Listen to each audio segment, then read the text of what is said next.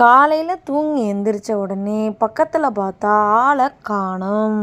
Right, சாத்தான் சைக்கிளில் எங்கேயோ கிளம்பிடுச்சு அப்படின்னு பார்த்து மாடியில் வந்தால் அங்கே தான் இருந்துச்சு கரெக்டாக. டேங்க் எட்டி பார்த்துக்கிட்டு என்னடா பண்ண போகிறேன் அப்படின்னு பார்த்தா நான் டேங்க் க்ளீன் பண்ண போகிறேன்னு சொல்கிறான். அவனை சொல்லி நிறுத்துங்களேன்டா, அவன் நிறுத்துற அது லூசுக்கு மட்டும் வந்துட்டே இருக்காமறா. லீவ் விட்டால் ரெஸ்ட் எடுப்பாங்க நண்பர்களே, ஆனால் எங்கள் வீட்டில் மட்டும் அது சத்தியமாக எனக்கு கிடையாது. லீவ் விட்டால் தான் எனக்கு எக்கச்சக்கமான வேலைகள் இருக்கும். சரி பரவாயில்ல, நமக்கு தேவை டேங்க் க்ளீன் ஆகுதா அப்படின்னு சொல்லி காலையில் இனிமையான வேலையில் கொஞ்சம் அவனை ஹைப்லாம் பண்ணிக்கிட்டு வேலையும் வாங்கிட்டு இருந்தேன்.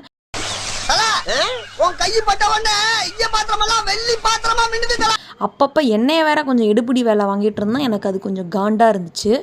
என்ன ப்ரோ எல்லா வேலையும் என்னடா சொல்லிட்டே இருக்கீங்க? சும்மா ஒண்ணா போய் எடுத்துட்டு வாடா சொல்லிட்டே இருக்கீங்க. எடுப்புடி வேலைன்னா உங்களுக்கு அவ்வளவு கேவலமா போச்சா? அப்புறம் எப்படியோ சும்மா பக்காவாக டேங்க்லாம் க்ளீன் பண்ணிட்டோம். இன்றைக்கி ஆக்சுவலாக வந்து கோட்ரஸில் தண்ணியும் கொஞ்சம் லேட்டாக தான் போட்டாங்களா. So it's a right time for the right cleaning அப்படின்றதுனால நாங்கள் டேங்க்குள்ளே இறங்கி மொத்தமாக க்ளீன் பண்ணி முடிச்சிட்டோம். உங்களுக்கும் இந்த மாதிரி டேங்க் க்ளீனிங் எக்ஸ்பீரியன்ஸ் இருந்துச்சுன்னா லைக் அண்ட் கமெண்ட் பண்ணுங்கள். இதில் இன்றைக்கி லீவு வேறு விட்டு அனுப்பிச்சிட்டாங்க.